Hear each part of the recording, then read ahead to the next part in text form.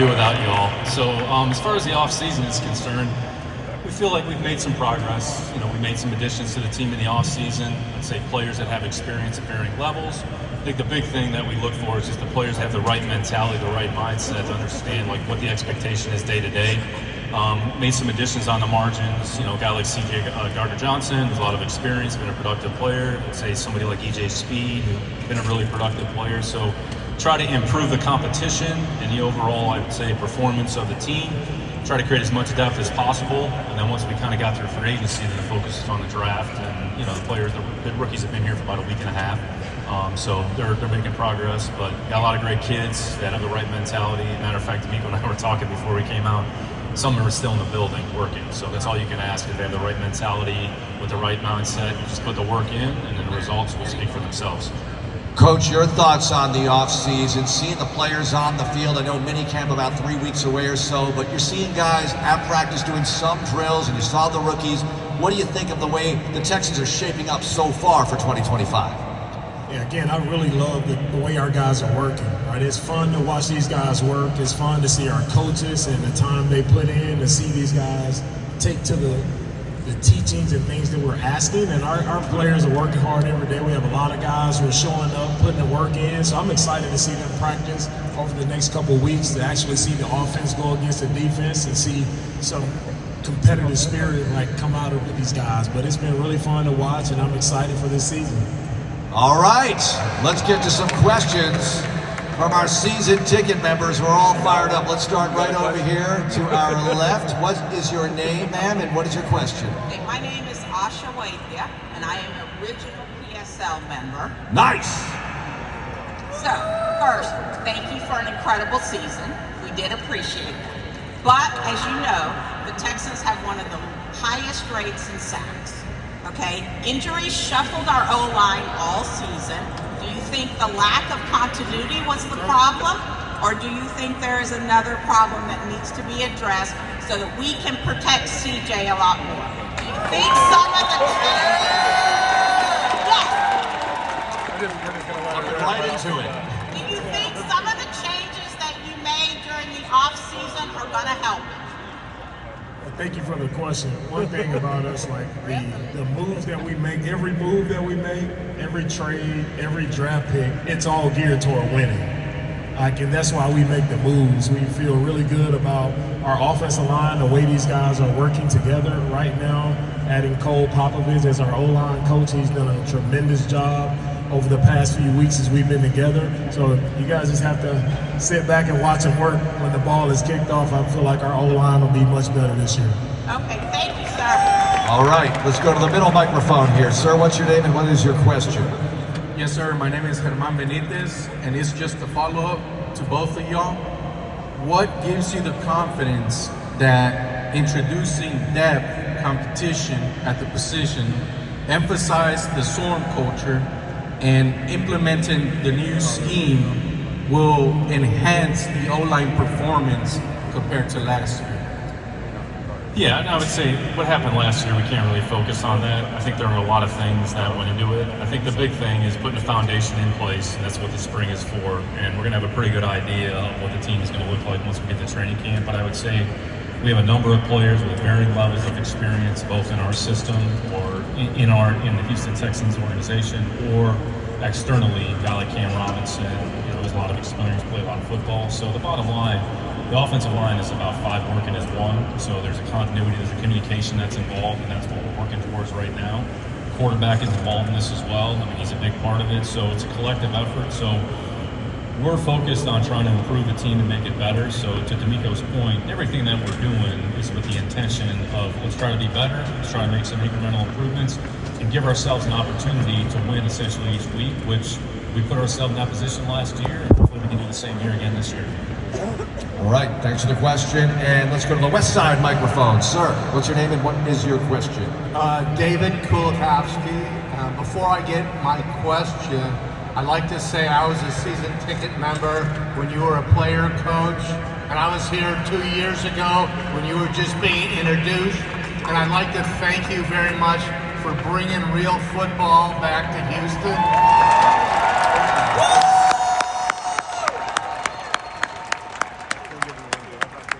Now for my question, back at your last team, you had quite a tight end room. The Chiefs and our Ravens, our main competition, have some substantial tight end play. We haven't seen much from the tight ends here recently. Is it your goal or plan to try and get them to be more of an integral part of a winning team here? Thank you for the question. Yes, that is a really important part because the offensive coordinator we hired, he's a former tight ends coach. So you can definitely bet you'll see some electric plays from our tight ends. And I'm really expecting a lot out of Brevin Jordan. We lost Brevin early in the year. Brevin had a great offseason. He's doing really well. He's on track to be back during training camp. So I'm excited to see what he brings to his offense. And also Cade going into his second year will be really well. And Dalton, he'll be back out there making plays for us well. So I'm excited for the tight end group, and we expect them to see them make some more plays. Thank you. All right, thank you. East side. Hello, my name is Tia Jennings. My husband is here. Marcus, his name is Marcus. But I'm so excited about this upcoming season. I was in the stands as a season ticket member when we won 3 games.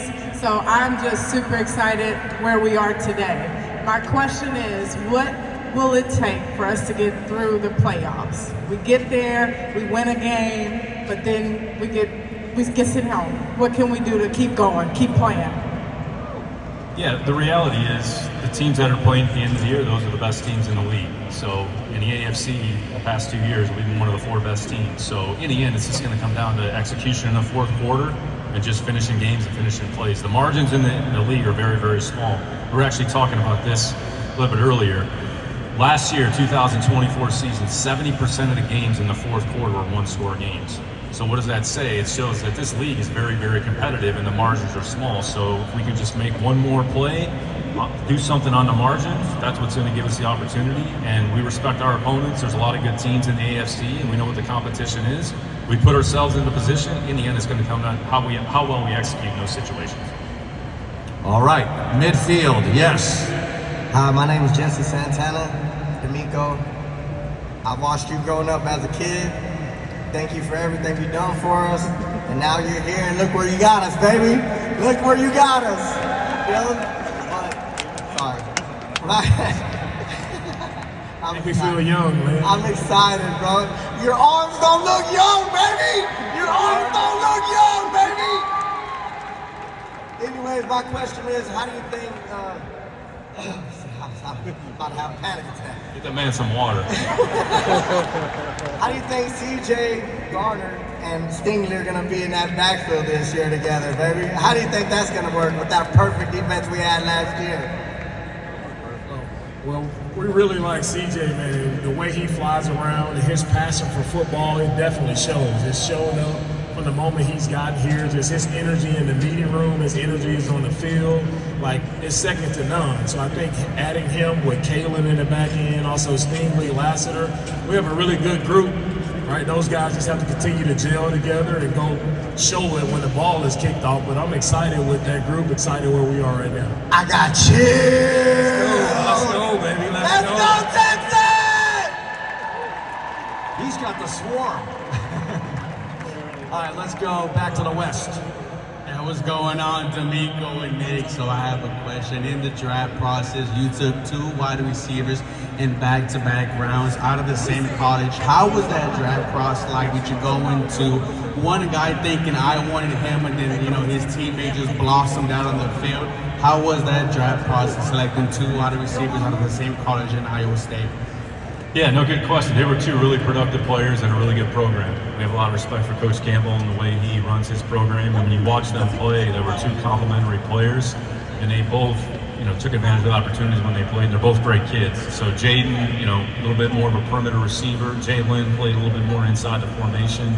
2-time captain, his toughness, his physicality, his mindset. So we took Jaden, and we had a kind of consensus on Jaden throughout the building, coaching, scouting, all through the process. And then Jalen was a player who, as we were going through the day, was a player that we really liked as a football player. So can't ever have enough good football players on the team. So we're not worried about how many of what we have on the team. Let's see the best people in the building. let the competition sort itself out. And I think you've kind of seen that come to fruition here over the last few weeks, and hopefully it can help our team. Yes, sir. All right, thank you. Let's go back over here, ma'am. Good evening, guys. I want to say that we're very proud of you, but my question is, what is your strategy on fourth downs? It seems that we can go for more fourth downs. It seems like we be in a position, but we don't get, we don't take it. So I'd like to see more fourth downs being taken. You got it. Let's do it.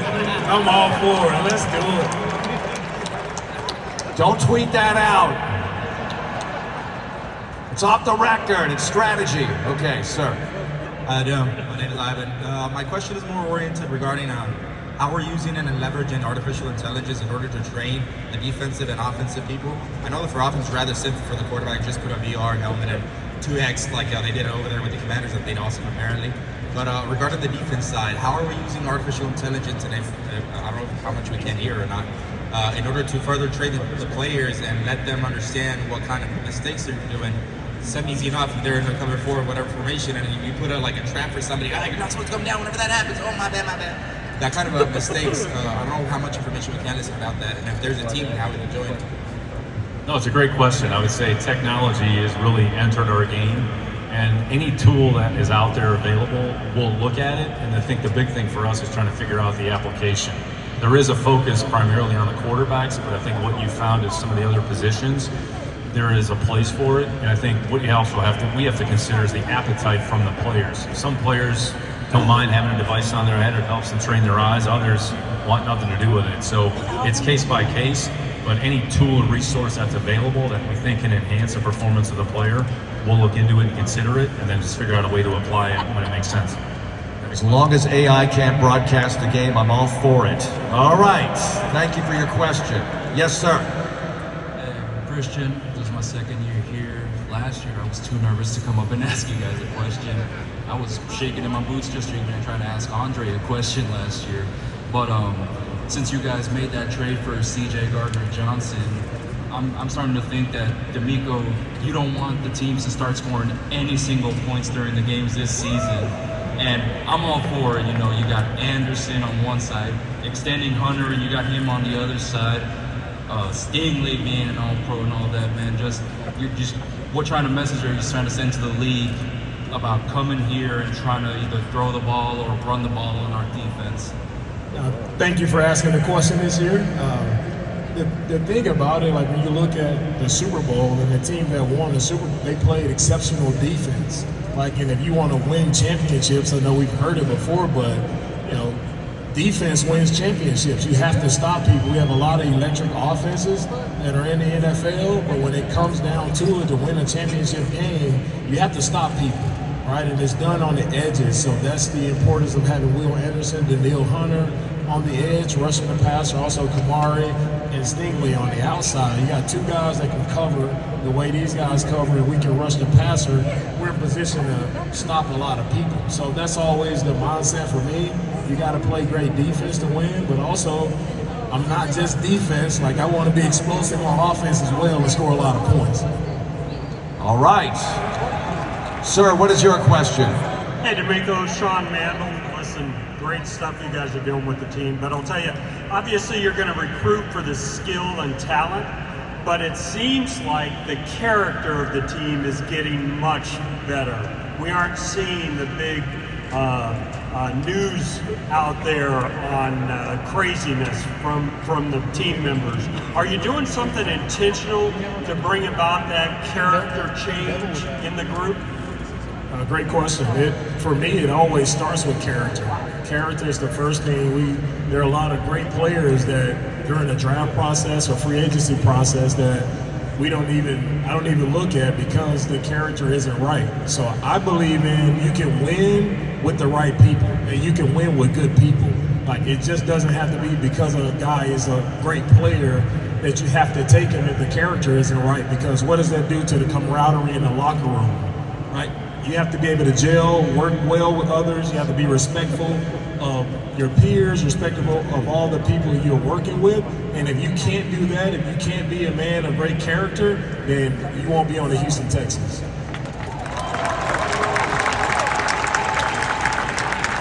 Next question, ma'am. Hi, I'm Angela Payanis, and I'm also an original season ticket member. And I have two quick questions. Do we as a team play any part in selecting the overseas games? And if we do, when will we get an over-the-pond game again? Is it up to Nick? Did they leave? If it was up to us, we wouldn't play overseas at all. I'm just kidding. He's actually being on field one too. At some point, no, what the league does, they kind of, it's always case by case every year. There's certain teams that are going to be relegated to playing overseas, and they're going to try to pair it up. So there's been some discussions. I would expect at some point we'll probably end up playing overseas, wherever the location is, whether it's London, Germany. I think the international expansion is a point of emphasis for the league, just trying to grow the game kind of outside the United States to get that exposure. So in the end, anything that we can do to help promote the game, you know, we're certainly willing to do within reason. Okay, and my next question is, with it being said, losing the games by 1 point, I like to watch the game with no disruptions. How can I get my husband to stop yelling and screaming that the NFL is rigged? He'll never stop yelling that. By the way, my husband's right here.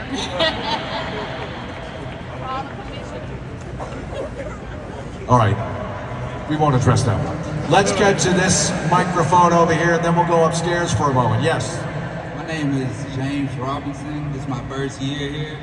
My question is, with you guys going after depth at the wide receiver position, do you see Jaden Higgins making an instant impact this season? Yeah, Nick spoke earlier about Jaden. We really, everybody in the building love Jaden's talent, and we think he has a tremendous upside, right? We don't even think he's where he's capable of being. Like, he has a lot of growth potential, and he can be a dynamic receiver. We believe he can be opposite Nico. So we love where Jaden is. We love the way he works. We love the young man that he is, and we're excited to see him just go out and compete. But we definitely think he can be an impact player for our team this year. Okay, that's all I have for you guys. Good luck this year. Thank you. All right, let's go up to the stairs and get a question from the 100 level. Yes, sir. So I heard earlier ask about the offensive line. Texas Stroud, poor thing, is just running for his life. So I'm sorry. So, but your first picks wasn't an offensive lineman. Please explain. Yeah, I'm happy to explain it. Yeah, the draft is not, it's an inexact science. So we rank the players, we stack the board, the players come off the board at different points. I would say we try to move around the board, we try to move up, I would say multiple. I mean, look, you guys know us, we pretty much trade every draft pick that we have. So, but we try to move up and down the board. Sometimes there's a trade partner that works itself out, sometimes there isn't. So the way it worked itself out, we ended up moving on to 25. We picked Jaden at 34, and then we picked Ursary at 48 or 49, you know, who was one of the top-ranked tackles in the draft that we liked. So, again, it's never about one pick. It's never about one player. I think the offensive line in and of itself is about 5 guys playing as one. So, again, I would say for D'Amico and I, we're not concerned about it. So if we're not concerned about it, you guys certainly shouldn't be concerned about it either. Think last year, Lassiter, second rounder. Think Caleb Bullock, not a first rounder or second rounder, and they played great. Okay, let's go back over here. It's hard for me to resist commenting on some of these. Let's go back over here. Sir, what's your question? All right, my name is Robert Bowden. Been a season ticket member since day one. First off, I think I'm speaking on most of our fans. We love you, D'Amico Ryans. Thank you. I love you guys too. And my first question is, I heard some rumors about a new stadium. What will happen to this stadium if y'all decide to build another one? That's a question for Mandy, actually. No comment. No.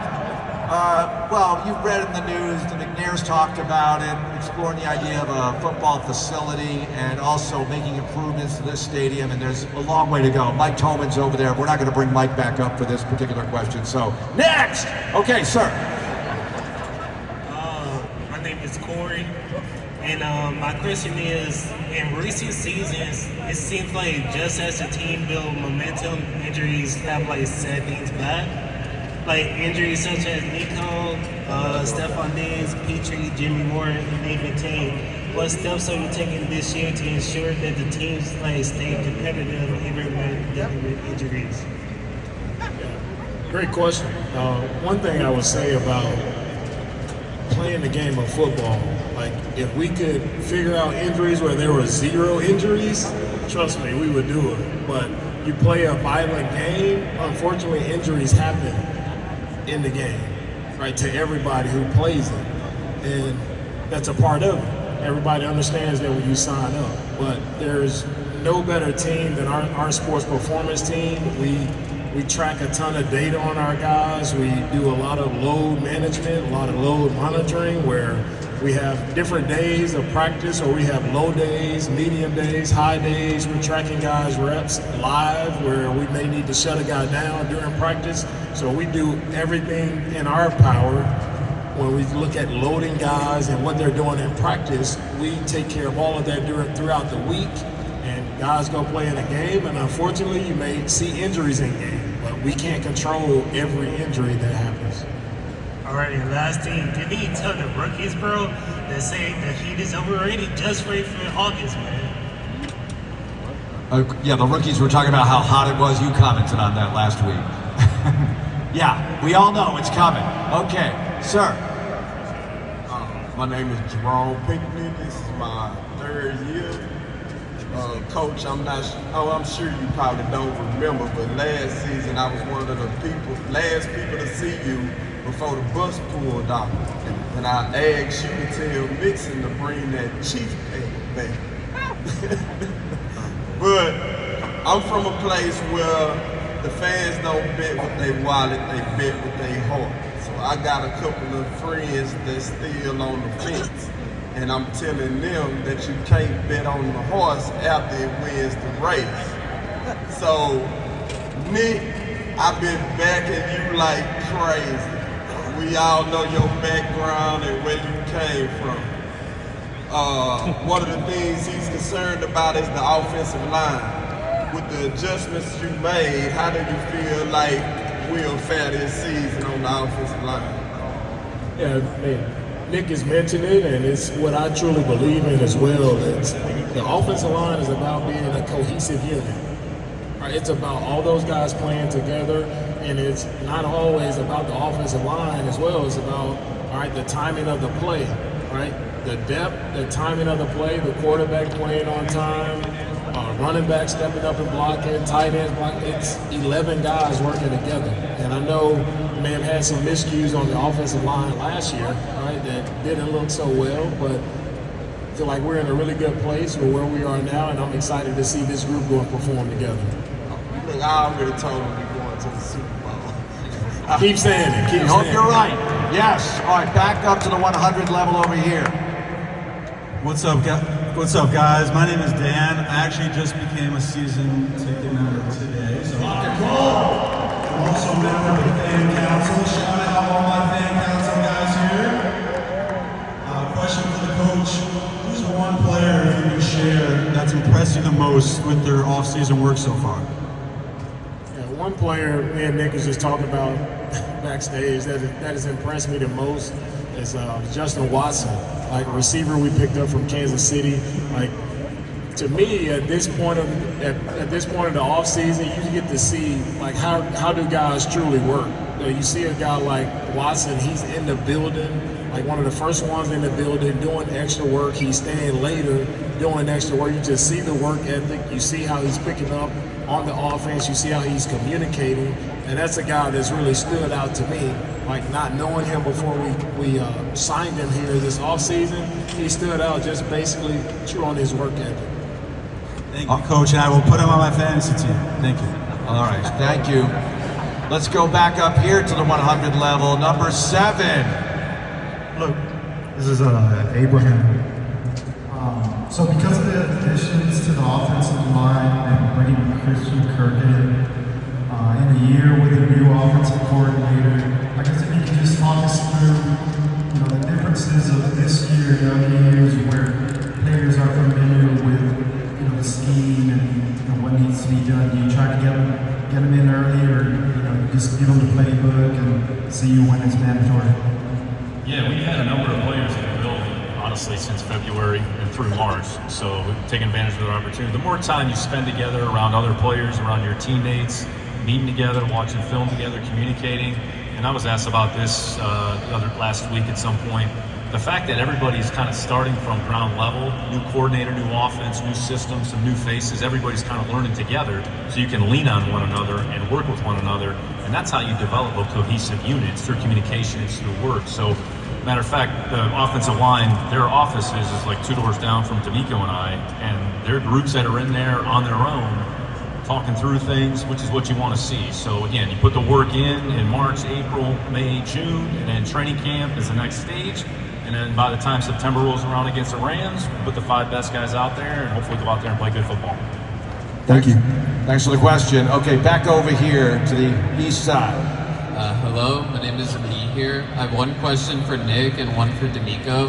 Nick, obviously you have a lot of history with the Patriots where you were very successful, a team who historically trades back a lot. Was there more of an emphasis going into this draft on trading back, or was it more how the board fell to you? Yeah, we look at everything. Like, we'll go up, we'll go down. So it's a lot of it's about positioning and where a certain pool of players is located, where you have to be to get those players on your team. So I would say we're probably a little more flexible, honestly, than maybe we were in New England. So we're just trying to take advantage of our opportunities whenever they present themselves, regardless of the round, regardless of the day. And then for D'Amico, how do you plan to combat any potential early struggles from the loss of big names on offense like Stephon Diggs and Laramie Tunsil and Tank Dell? Yeah, to me, every year you got to go and prove yourself, right? You don't just roll out and make plays just because of the name on the back of your jersey. Like, you got to go earn it, and that's during training camp. Like, how are you working? How are you competing in training camp? And when you suit up, you got to suit up to compete and win. So whoever that is about all the guys playing together. To me, it's never about a big name. A big name doesn't win you games. It's a team effort that wins games, and that's my focus for us this year. Thank you. Best of luck. Thank you. Well asked questions. I feel like we're on your podcast right now. That's awesome. Okay, candidate for the best dressed fan competition, middle microphone right here, sir. Good evening, gentlemen. Thank you for having us. Thank you for being here. Toucan Stan, your 2020 Fan of the Year. And my question is, our running backs room, Mexican, how's he doing? How are we going to back him up? Are we going to implement like some fullback to help protect CJ? And how is that going to change? And also, is the window still open for JJ? JJ's window is closing, man. That's been about 3 years now. I think he's happy. He's done. No, we when it comes to, you asked about the running back room, we added Woody Marks in the draft. Really like Woody out of USC. Young player, I think he's going to add and provide some depth. Damian, want to see Damian get more touches. You guys saw Damian his rookie year and what he was able to do. I still believe in Damian and him being an explosive back for us. I think he can make some plays, and Mixon is doing fine. Like, we got a good group of guys. Again, they'll compete. We'll see who comes out on top in their room. Awesome. Thank you, guys. All right, thank you. All right, back over here. How's it going? My name is Jose, year 2 as a fan. So I'm a big fan of Christian Harris, AKA Harris County. When is he healthy going into the year now? Unfortunately, we lost him last year. Henry To'oTo'o did great. Even when he got healthy, he had limited play time. So is he going to be able to come in, take that LB2 spot over and kick ass again? Great question. We'll see where Christian ends up again. To me, it's all about competition. Nobody's just slated as you have a spot. Like, Christian has to step in and show that he's worthy of owning a starting linebacker spot. And if he does that, and we're going to play the best guys. So if Christian is the best guy to be out there, I'm going to play the best guys because I want to win. Like, that's what it's all about to me. Give me the best 5 offensive linemen, the best linebackers, whoever it is that's going to give us a chance to win the game. Those will be the guys who are on the field. And then quick question for Nick. I know players get performance bonuses. Do you get performance bonuses on the number of draft day trades you make? If I did, I'd be making a lot more money. All right, let's go back up here, 100 level. Do we have a question? Your name? Good afternoon. Good afternoon, Mr. Brandon. I just wanted to ask you, Coach, how's the tank doing? Also, any catering or business the biscuits. Nice plug there. I see you. Yes, sir. Tank is doing well on the road to recovery. See Tank, he's here every day. He's grinding, putting the work in. He's in a really good spot, and no setbacks. Things are going well, so we'll see where he progresses to throughout the season, and hopefully we'll see him back towards the end of the season. Thank you for the question, and our sponsorship sales department would like a word. Okay, let's go up here. Good afternoon, Cap and Nick. My name is Roland, aka, or I go as Rolo. I'm the hugest Texans fan in this building, and I've been here since Cap been on the field. Before I ask these questions, I just want to say, Cap, it's been a pleasure having you back in the city. You have been a breath of fresh air for football. My question is this. On offense, whenever we get into the lead, why don't we keep our foot on the gas? And stop being so conservative when we have a big lead? We're always trying to score points. So sometimes we execute, sometimes we don't. So in the end, offense's job is to move the ball and score points, and we're going to keep doing that. But we did like the way you said gas. Okay, let's go over here. What up, Coach? What up, Nick? Two questions for y'all. First question, who am I taking in the first round in fantasy this year? I had Stephon last year. I had him on my IR all the way to the chip. I won. I got you guys. Am I taking Nico in the first round? Am I taking CJ over guys like Allen and Lamar? And then second, when the schedule came out, which matchup were you guys looking at like this is a must-win non-divisional? I'm looking at that Broncos game. They look good. That pass rush was scary last year. Obviously, O-line was a little bit of a weakness, so that seems like a mismatch. Which game, though, do you guys think is like a critical must-win outside of the division? I'll answer one, and he can answer two. So, what's not to like about Nico Collins? So, where can you go wrong with him? So, Nico's one of the best receivers in the league, so we're glad he's here.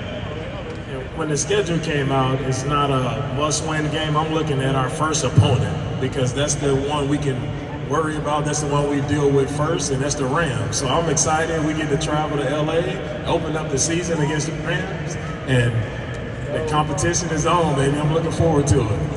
Love you guys. Thank you. Thank you. Middle microphone. Larry Ginsburg, original PSL holder. One quickie. Who's your biceps coach there, D'Amico? And also, that's just, I want to know, I got nothing here. Why were we not able to re-sign John Weeks, the long snapper and longest tenured Texan? Thank you. Hardest working head coach in the league. Nobody works harder in the weight room than he does, so everybody should take notes. No, Weeks, at some point, he's probably going to go up on the rafters. Like, did a phenomenal job for the organization. He deserves all the accolades. We had open discussions with John. His contract had expired, with a lot of free agents. He made a decision, that he felt that was the best opportunity for him. We wish him nothing but the best. Have nothing but respect and appreciation for John. I know he was a teammate at D'Amico's as well, but at some point he'll come back and, hopefully he'll be up there in the rafters. All right, we're running out of time here. Sir, what's your question? D'Amico, Nick, thank you. D'Amico, when you was a player and now you're a coach, but Toro is going to the Hall of Fame. How do you feel about that? Toro! Let's go, man. Best mascot in the NFL, man. Toro, hands down. Love you, Toro. Okay. Thank y'all. That is all the time we have for tonight. How about it one more time for Executive Vice President, General Manager Nick Caserio, and Head Coach D'Amico Ryan.